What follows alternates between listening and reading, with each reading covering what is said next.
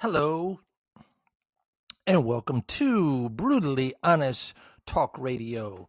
This is your big brown eyed boy, Elmo the Conservative, coming to you with another great episode. And this is the most fun that you will have this week on a political podcast. Ladies and gentlemen, wherever you are watching, subscribe. And if there's any kind of a notification sign or icon to click it. Like, for example, on YouTube. Click the notification bell and subscribe if you haven't already. And we'll go over later all the different places that you can follow this podcast and hear the show. Today we're going to talk about the government shutdown and how it's affecting people that are receiving food stamps, WIC, SNAP. This is the end of October going into November. And it's official. The government needed to convene and be back open by this time already for people to receive their benefits for next month. So it looks like it's not going to happen. So, let's talk about that. I want to talk about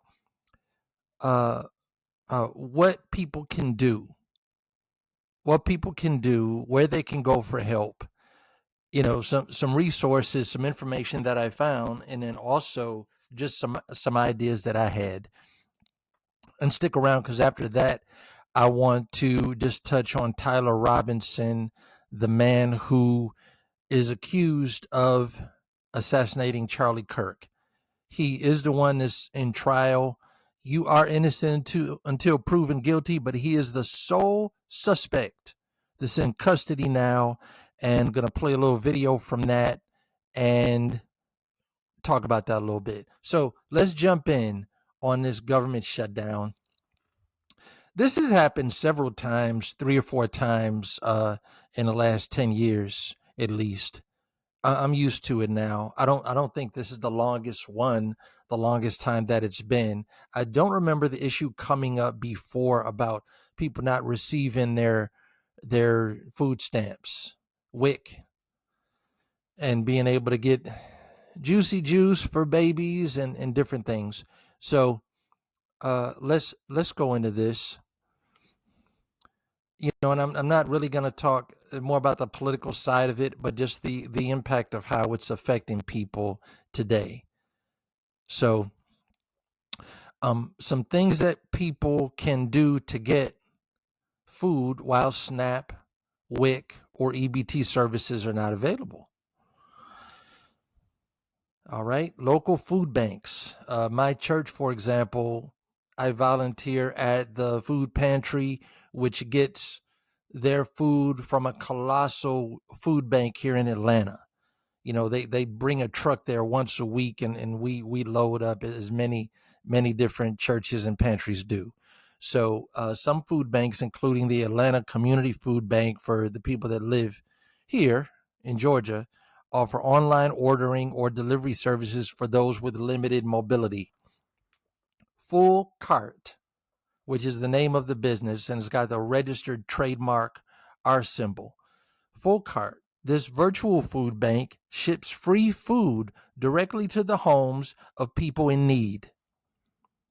It may have a waiting list, so sign up as soon as possible. Again, that is Full Cart, Full. Grocery store discounts. During disruptions in, what is this? What is this mess now? Grocery store discounts. That's a bulleted point. And it says during disruptions in Go. And then it goes to the next one. I'm sorry. The way this reads is a mistake. Okay. Grocery store discounts. During disruptions in government benefits, companies like DoorDash sometimes offer promotions such as waiving delivery fees for grocery orders. So, those are just some quick things to hit all of a sudden. I want people to get into the saving habit. Everybody can save something. So this is something my father taught me a long time ago. Listen, even if you have debts and bills. Take $5 at least out of every paycheck. Take $5 out. First tithe. You really want to see your finances explode and you to have an abundance and your money last longer? Take 10% of your gross, not just income, but any increase, and give it to a church. Make sure that you give with a cheerful heart and that you don't give begrudgingly or not wanting to let go of it. Give it because you love God. You realize that you owe him that money, and you want to give God what you owe him. And because we love God. That's why I tithe, and God lets me keep the other 90%. So I'm happy. So if you can save more than that, fine, go ahead. But 10% of all your increase, and then save something out of everything you earn. So this is me talking here and just some ideas that I had. Reach out to friends and family. This is when you really find out who your friends are. And hopefully you haven't been hitting them up for a long time or on a regular basis, because then they're going to see you coming and hear you asking for whatever and be like, oh, here he comes again. There she goes. As usual. That's the only time I hear from this person.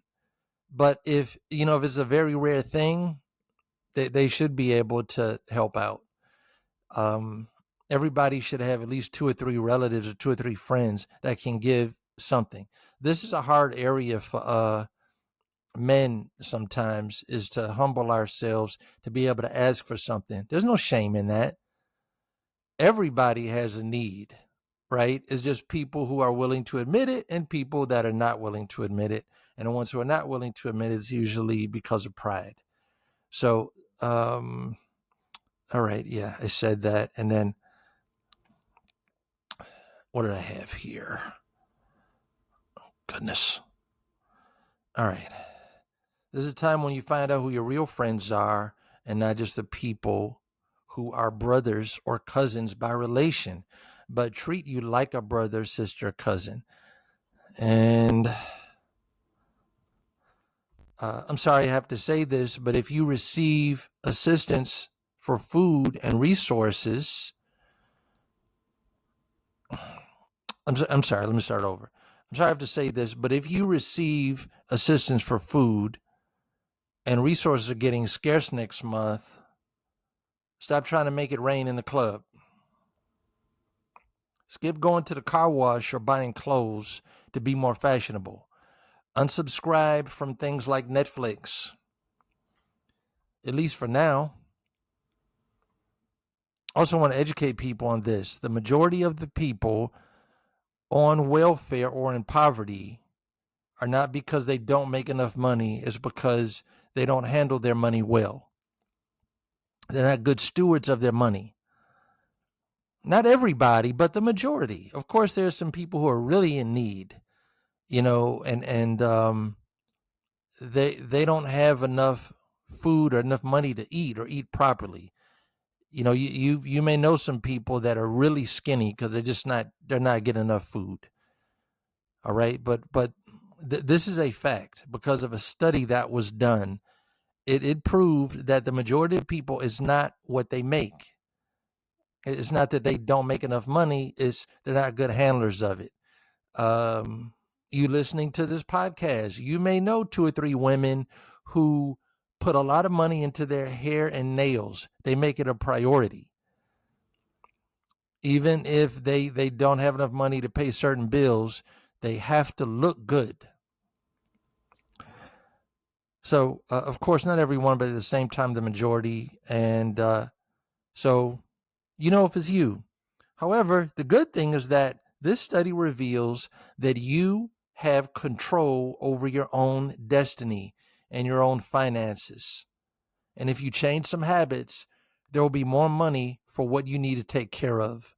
So this information that came from the study, it should be encouraging and it gives some people hope that they don't feel trapped or stuck in a certain position. Like, this is what I have. Some people they're really like psyched out or brainwashed and they're told that they're a victim. They're told that it's not enough. No, having enough doesn't mean that you spend money on you got money to spend on everything you want to spend money on. That's not what it means to have enough money. And wealth is created by finding discounts and using coupons. Coupons are money. I know we get them in the mail just about every week in the sales paper, in the newspaper, and throw them away. Man, I use coupons all the time. Do you know that at Burger King, on the back of their receipt, there's this thing where if you go online and you take a survey about the service that they give you, which I definitely do when I get terrible service. I take this survey and it takes about 10 minutes or so. And then it gives you a code to write on the receipt. Use the receipt as a coupon. You go back to them and you get a free Whopper. But you got to buy fries and a drink. That's a pretty good deal to me. That cuts the price of the combo like in half. So, there's different things you can do. So I just want to say that let's be responsible with our money. Reach out. Of course, there are aside from the pantries, there are charitable organizations like the Salvation Army and the United Way, and I'm sure they're getting flooded now with a lot of people. Sometimes you got to go there in person. You really want to get someone's attention, you got to make them look you in the eye. You got to go there and get right in front of them, because making phone calls and getting online is like a wall and a disconnect where they may not even see you, but there's a human connection when you're right there in front of them and they feel your presence.